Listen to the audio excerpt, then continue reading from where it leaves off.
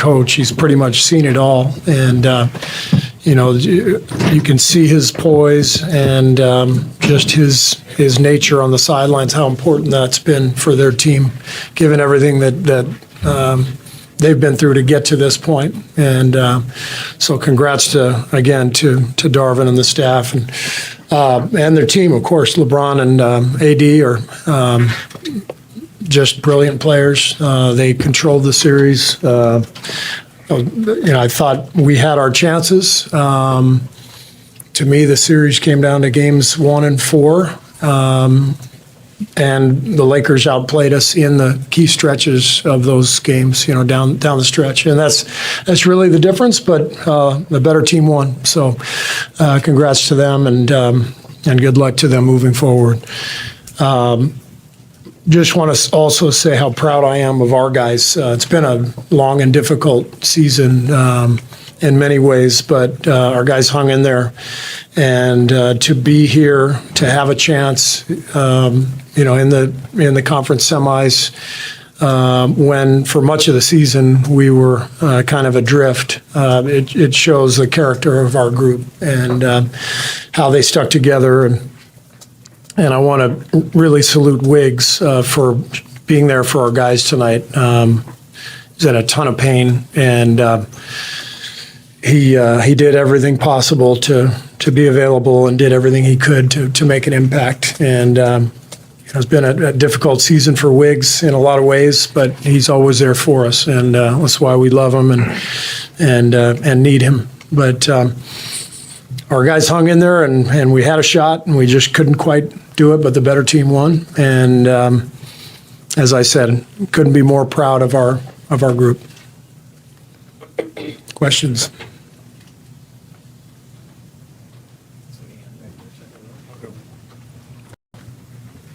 Steve, what are your emotions right now? I mean, it's been a long time since you've seen this team season ended. You've never seen it ended at this stage. Yeah. Combination of just, being sad for our team, for our players. At the same time, very realistic. As I said, the better team won, and I can't fault our players for the effort, our staff, everybody doing everything possible to win. So there's no regrets, but it's, losing sucks. It just does. It's this is the highest, competition in the world, and our guys just thrive in competition, and we came up short today. So because these guys are such competitors, it's going to hurt, but that's why we play. It's to compete against the best and see what we got, and didn't quite have enough, but it wasn't for a lack of heart or effort. As you kind of take the bigger picture view of the season, I know you even mentioned like the kind of the adversity throughout. What do you think kind of just overall went wrong this year? I think I'm more focused on what went right, to be honest with you. The way the season started, we were disjointed and, had that 0-5 road trip, and it felt like we were swimming upstream from the beginning. I think we found ourselves down the stretch and in the first round of the playoffs. And to be fair, I think this team probably, ultimately maxed out. I think, we were barely in the playoff picture for most of the year. So to make that push, to get there, to win an epic first round series, and then, to give the Lakers, a fight in this series and have our chances, that puts us in the top, among the top, 8 teams in the league.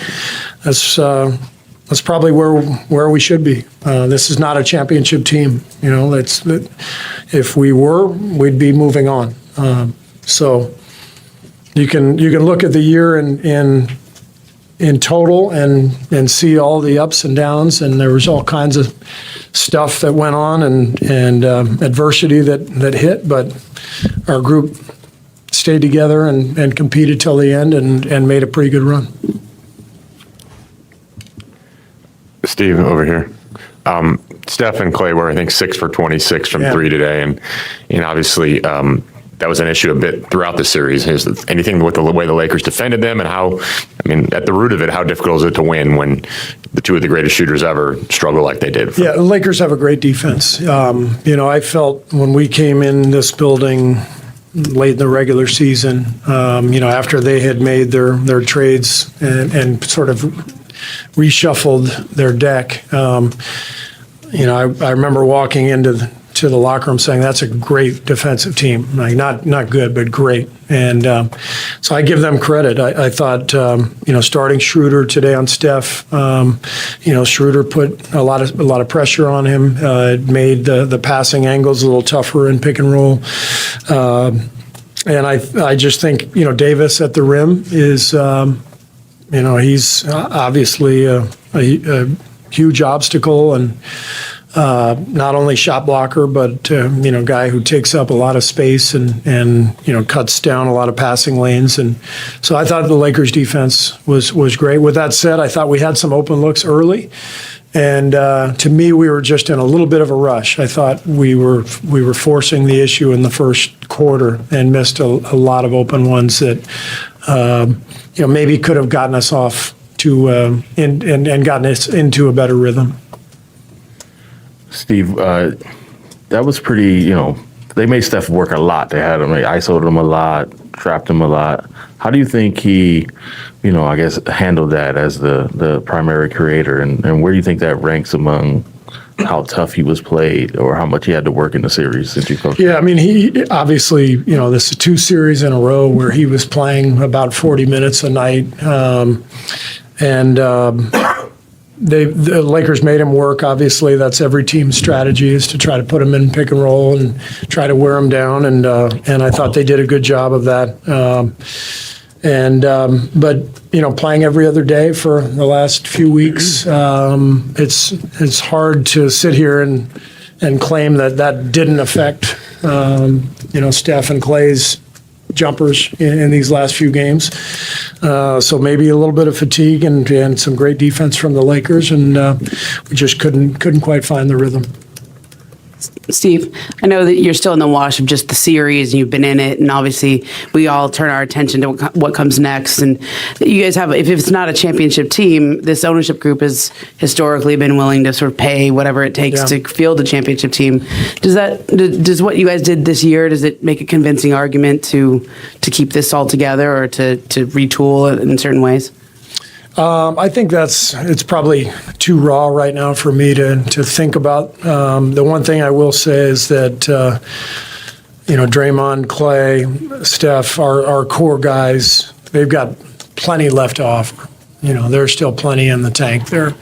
I thought they all had great seasons and may not have ended on a high note, but all 3 guys are still high-level players, and I still feel like this team has championship potential. We didn't get there this year, but it's not like this is the end of the road. But the organization has some decisions to make, and we'll eventually get to that point. Steve, what was going on with Draymond's calf tonight, and how would you summarize what kind of season this was for him as a whole? What was going on with Draymond? Draymond's calf. His cast? Calf. His calf. I was like, he had a cast on? When he went to the locker room, Drew Yoder told me that his ankle and calf were bothering him, so he was getting worked on for much of the second half. So I haven't talked to Rick or Yodes since, but he did come back in the game. So I'm not quite sure how bad it is. Hey, Steve, kind of along the lines of what you're talking about with looking ahead, what has working with Bob meant to you over the years, and I guess how would you gauge your optimistic level that you guys will continue to work together? Yeah, Bob and I have been partners for 9 years now, and he's an integral part of everything that we do, and I rely on him for a ton. So I hope he's back. He's a great friend. He's a hell of a GM. He's responsible for a lot of